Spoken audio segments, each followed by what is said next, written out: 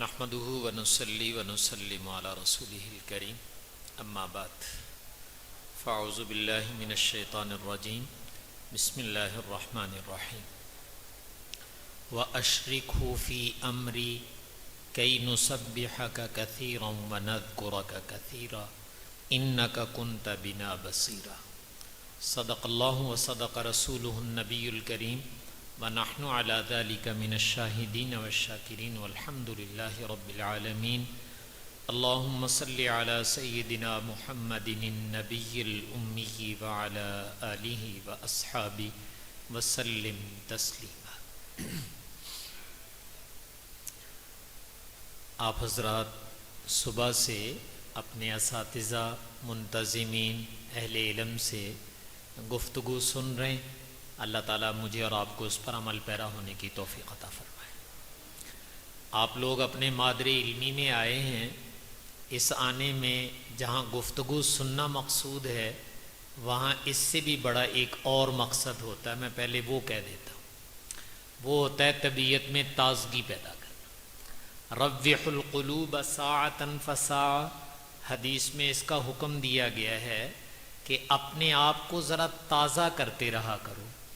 ایک کام مسلسل کرتے کرتے آدمی اکتاہٹ کا شکار ہو جاتا ہے۔ یاد رکھیے گا، ہمارا جو دین ہے اس کو دین فطرت کہتے ہیں۔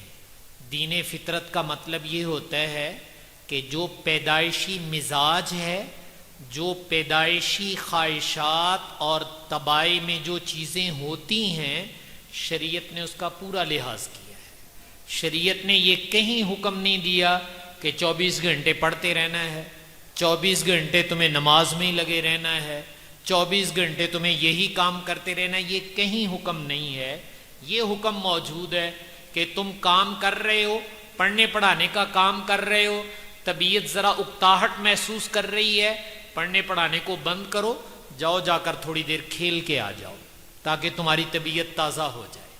تو آج آنے کی ایک غرض یہ ہے کہ آپ لوگ آئے ہیں، جو آپ میں سے پڑھنے پڑھانے میں لگے ہوئے ہیں، یقیناً وہ بھی تھکے ہوئے تھے، تو آپ نے سوچا چلیں سفر کرتے ہیں، تھکاوٹ بھی اتر جائے گی، دوستوں سے ملیں گے، اساتذہ سے ملیں گے، طبیعت میں بیٹو اس سے بشاشت پیدا ہوتی ہے، تازگی پیدا ہوتی ہے، اور جب طبیعت میں بشاشت اور تازگی آ جایا کرتی ہے، کام کی رفتار بڑھ جایا کرتی ہے۔ تو اس لیے آج آنے کی ایک غرض یہ بھی ہے کہ اللہ تعالیٰ کرے کہ میرے اور آپ کے مزاج میں بشاشت اور تازگی پیدا ہو۔ مجھے آپ حضرات سے جو بات کرنی تھی وہ یہ کہ فراغت کے بعد ذمہ داریاں کیا ہیں۔ آپ لوگ یہاں سے پڑھ کے جا چکے ہو، تو پڑھ کے جانے کے بعد کوئی ذمہ داری بھی تو انسان پر بیٹے آتی ہے، اس لیے کہ آپ لوگوں نے ایک علم حاصل کیا ہے، تو اس علم کی کچھ ذمہ داریاں ہیں جو میرے اور آپ کے کندھوں پر اللہ تعالیٰ نے ڈال دی ہیں۔ تو جب آپ پڑھ کر گئے تو یہ قاری صاحب مجھے کہہ رہے تھے کہ اس پر آپ کچھ کہیں، تو میں رات سے سوچ رہا تھا کہ کیا کہوں، تو پھر میرے ذہن میں آیا کہ اصل بات اور ہے، اس سے پہلے میں وہ بات کہہ دیتا ہوں، اور شاید وہ اساتذہ کے لیے بھی ہے، اب تم میں سے بھی بہت سارے استاد ہیں لہٰذا تمہارے لیے بھی ہے۔ وہ یہ ہے کہ ایک طالب علم میری درسگاہ میں 2 سال 3 سال 1 سال وہ میرے پاس رہا ہے، تو کیا میرا کام صرف اس کو پڑھانا ہی ہے کہ بھئی تمہیں قرآن شریف یاد کرا دوں گا، پڑھا دوں گا، یا میرا کام یہ بھی ہے کہ یہ بھی بتاؤں کہ پڑھنے کے بعد تم نے کرنا کیا ہے، اس پڑھنے کے بعد تم کیا کرو گے؟ دیکھیں، آپ اپنے اسکول کالج میں چلے جائیں، میڈیکل کالج میں جو بچے پڑھتے ہیں، تو جب وہ پڑھ کر فارغ ہو جاتے ہیں تو ان کو بتانا پڑتا ہے کہ تم ڈاکٹر بن گئے ہو، جاؤ جا کے کلینک کھول لو، یہ بتانا پڑتا ہے ان کو؟ نہیں، وہ جب پڑھ رہے تھے ہر روز ان کا سبق جب ہوتا تھا، ان کا جو ماحول تھا وہ ان کو بتاتا تھا کہ پڑھتے ہی تم نے معالج بن جانا ہے۔ بلکہ دوران تعلیم ہی جب وہ بچے MBBS کر رہے ہوتے ہیں یا اس کے بعد کوئی کسی اور جو ہے اپنے فن میں ترقی کے لیے علم حاصل کر رہے ہوتے ہیں، تو ساتھ ساتھ علاج معالجہ بھی کرتے ہیں۔ تو وہ کام ابتدا سے ان سے لیے جاتے ہیں، ان کو پتہ ہوتا ہے کہ میں MBBS کر کے ڈاکٹر بن گیا ہوں، لہٰذا اب مجھے لوگوں کا علاج معالجہ کرنا ہے، مجھے تشخیص کرنی ہے، دوائیں دینی ہے، یہ میری فیلڈ ہے، یہ میرا کام ہے۔ تو سوال بیٹو میرے اور آپ سے ہے کہ جو میڈیکل کالج میں پڑھ رہا تھا اس کو پتا چل گیا کہ میری لائن کیا ہے، جو کسی LLB کر رہا تھا، وکالت پڑھ رہا تھا، اس کو بھی پتا چل گیا کہ میں نے فارغ ہوتے ہی وہاں چیمبر میں جانا ہے اور وہاں جا کر میں نے وکیل بننا ہے، مقدمے لڑنے ہیں۔ تو جس ادارے میں جو بچہ پڑھتا ہے، پڑھائی کے دوران اس کو پتا چل جاتا ہے کہ فارغ ہونے کے بعد میری لائن کیا ہے اور میرا کام کیا ہے۔ تو سوال میرے اور آپ سے، چونکہ ہم بھائی بیٹھے ہوئے ہیں، کیا ہمیں بھی پتا چل جاتا ہے پڑھائی کے دوران کہ ہمارا کام کیا ہے اور ہماری فیلڈ کیا ہے؟ اگر تو پتا چلتا ہے تو میں اور آپ مبارکباد کے لائق ہیں، اور اگر یہ نہیں پتا چلا تو پھر مجھے اپنے گریبان میں جھانک کر سوچنا ہے، بیٹوں کو بھی سوچنا ہے کہ ہمارے اندر یہ بانجھ پن تو نہیں پیدا ہو گیا کہ ادارے میں بچہ آئے اور 3 4 5 سال میرے پاس رہے اور اس کو یہی پتا نہ چلے کہ مجھے بعد میں کیا کرنا ہے۔ اگر یہ نہیں پتا چلا تو یہ میری کمزوری ہے کہ میں آنے والے بچے کو یہ باور نہیں کرا سکا کہ بیٹا تم بن کیا گئے ہو اور تم نے کرنا کیا ہے۔ تو اس لیے چونکہ یہ ذمہ داریوں کے متعلق مجھے گفتگو کرنی تھی، تو اس لیے میں نے کہہ دیا کہ آپ میں سے اکثر استاد ہیں، میں بھی آپ ہی کا بھائی ہوں، اس لیے ہمیں اپنے اوپر تھوڑا سا سوچ لینا چاہیے کہ پڑھاتے وقت آیا میں ذہن بھی آگے منتقل کرتا ہوں یا نہیں کرتا ہوں۔ اگر تو میں پڑھانے کا انداز اور یہ ذہن آگے منتقل کر رہا ہوں کہ دیکھو میں استاد ہوں، تم نے بھی استاد بننا ہے، میں قاری صاحب ہوں، تم نے بھی قاری صاحب بننا ہے، یا جیسے قاری صاحب ابھی کہہ رہے تھے میں موت تک قرآن کے ساتھ وابستہ رہنا چاہتا ہوں، بیٹے تم نے بھی قرآن کے ساتھ وابستہ رہنا ہے۔ اس درسگاہ میں صرف پڑھانا مقصود نہیں ہونا چاہیے، پڑھانے کے ساتھ ساتھ یہ ذہن بن جائے اس کے اندر، یہ مجھے اور آپ کو سوچنا چاہیے کہ یہ ذہن کیسے بنتا ہے۔ تو اگر میں اور آپ اس پر سوچیں گے تو اللہ تعالیٰ اس کا القاء کر دیں گے، لیکن جو قومیں سوچتی نہیں ہیں اور لائی لگ ہوتی ہیں، لکیر کے فقیر ہوتے ہیں، ان میں ترقی نہیں ہوا کرتی، یاد رکھنا۔ اس لیے مجھے اور آپ کو یہ سوچنا چاہیے کہ یہ بانجھ پن یہ میری درسگاہ سے ختم ہونا چاہیے۔ یہاں سے جب کوئی نکلے تو وہ یہ بن کے نکلے کہ میری فوٹو کاپی ہے، میری نظیر ہے، اور انشاءاللہ جو کام میں کر رہا ہوں وہ بھی وہاں کرے گا۔ تو اس لیے یہ ہمیں اپنی درسگاہوں میں اپنے بچوں کو سکھانا چاہیے کہ قرآن کے ساتھ وابستگی۔ یہ میں اس لیے کہہ رہا ہوں کہ قرآن کے ساتھ وابستگی کا یہ معنی کہیں نہیں ہے کہ آپ کوئی دنیا کا اور کام مت کیجئے گا۔ بہت معذرت، یہ قرآن کے ساتھ وابستگی کا یہ معنی نہیں ہے۔ قرآن کے ساتھ وابستگی کا معنی یہ ہے آپ جہاں بھی ہوں تو آپ قرآن کے ساتھ ریلیٹڈ ہوں، اس کے ساتھ آپ متعلق ہوں، آپ قرآن کی تعلیم دے رہے ہوں۔ مجھے یاد ہے کہ چند سال پہلے میں نے آپ لوگوں سے ایک درخواست کی تھی ایک دفعہ کہ بھائی تم لوگ جتنے فارغ ہو کر گئے ہو، ہمارا تمہارے اوپر ایک قرض ہے، وہ قرض ہمارا واپس کر دو۔ اور میں نے اس وقت یہ کہا تھا کہ جو بچہ پڑھ کے گیا ہے، کیا استاد اس کے دماغ میں یہ نہیں ڈال سکتا کہ بیٹا آپ جس فیلڈ میں چاہیں چلے جائیں، لیکن آپ ناظرہ قرآن شریف پڑھا سکتے ہو کہ نہیں پڑھا سکتے؟ آپ اپنی بیٹھک میں، اپنے گھر میں، اپنے پڑوسیوں کے بچوں کو تعلیم دے سکتے ہو کہ نہیں دے سکتے؟ تو اگر یہ ذہن سازی ہے کہ میں نے جو فیض لیا ہے یہ انشاءاللہ آگے منتقل کرنا ہے، تو بیٹا اس کے ذرائع سارے ہو جاتے ہیں۔ اور جب یہ نہیں ہوتا تو جب اساتذہ کہتے کہ بیٹا اس کام میں لگو، تو ہمارا شکوہ سب سے پہلا ہوتا ہے کہ ہر کوئی مسیت لب کے دیو، کوئی درسگاہ لب کے دیو، تو پھر تے اسی کریں گے، نہ مسیت لب دیا نہ درسگاہ لب دیا، اسی کتنے بہ کے کرنا ہے؟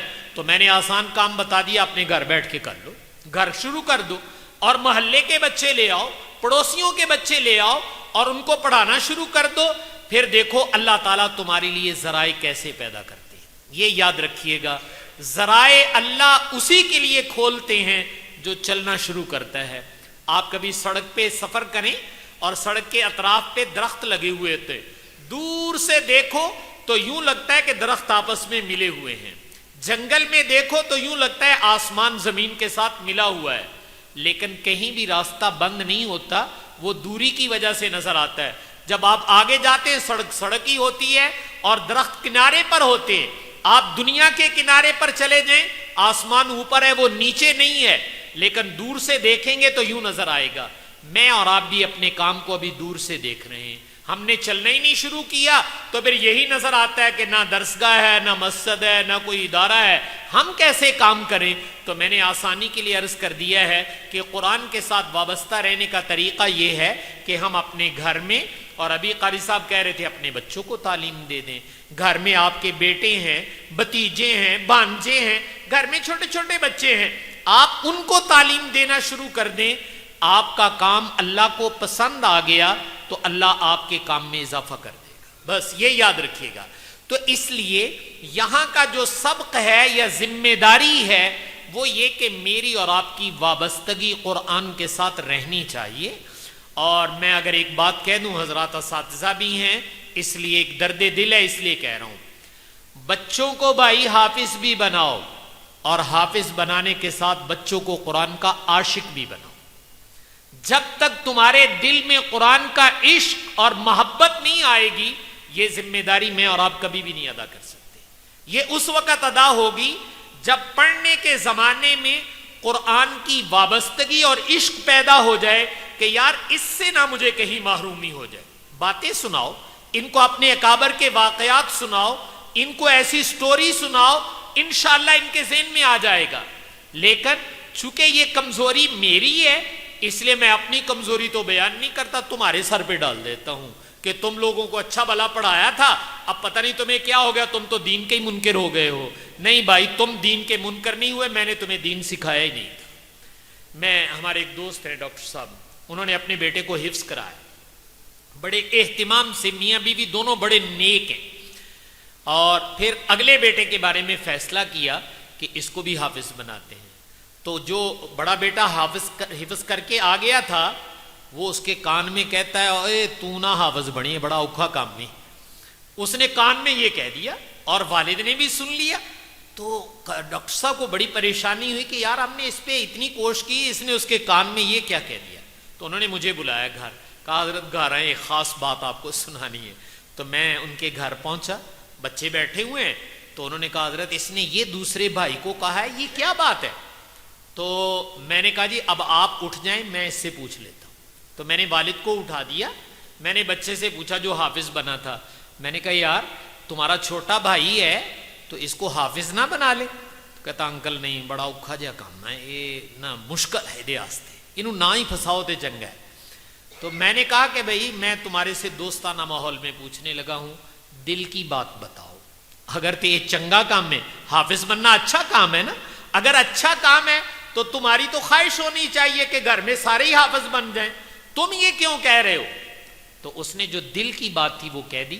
یہ میں نے کہا چونکہ اب آپ استاد ہیں اس لیے کہہ رہا ہوں، ویسے مجھے عمومی نہیں کہنی چاہیے، لیکن چونکہ اساتذہ کا مجمع زیادہ ہے اس لیے کہہ رہا ہوں۔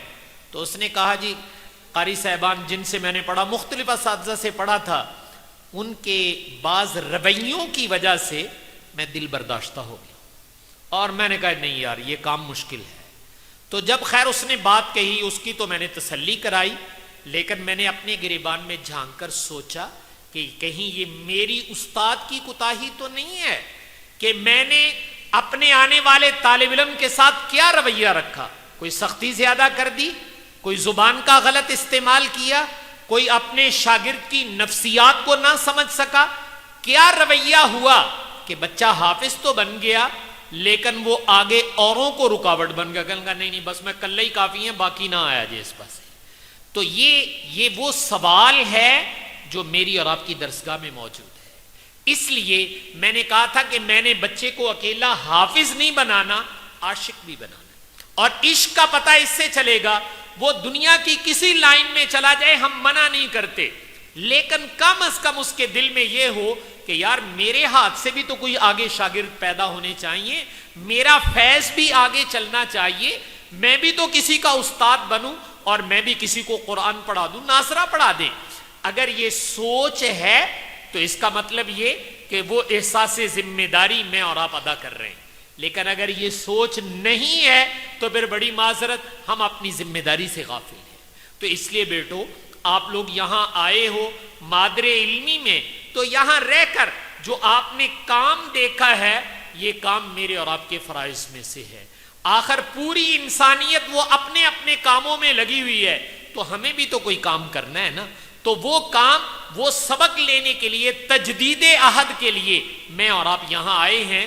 تو اگر میں اور آپ یہ تجدید عہد کر کے جائیں کہ انشاءاللہ اگر آپ دنیا کے کاموں میں بھی لگے ہوئے، ہم منع نہیں کر رہے، وہ بھی کیجئے، اس کے ساتھ یہ کر لیجئے، شام کو 1 گھنٹہ نکال دیں، آدھا گھنٹہ نکال دیں، تو قرآن کے لیے اتنا وقت تو نکالنا چاہیے۔ آپ ٹیچنگ، تدریس، آدھا گھنٹہ پڑھانا شروع کر دیں۔ قاری صاحب ابھی ایک بات کہہ رہے تھے بہت اچھی، قرآن شریف پڑھنے اور یاد کرنے کی، تو میں گر کے طور پر یہ بات کہنے لگا ہوں، آپ استاد بن کے دیکھیے اور آدھا گھنٹے کے لیے استاد بن جائیے، آپ کے اندر کا ضمیر جاگ جائے گا اور وہ تمہیں کہے گا کہ یار تم استاد ہو تو تمہیں تو خود قرآن بھولا ہوا ہے، لہٰذا تمہیں یاد کر لینا چاہیے۔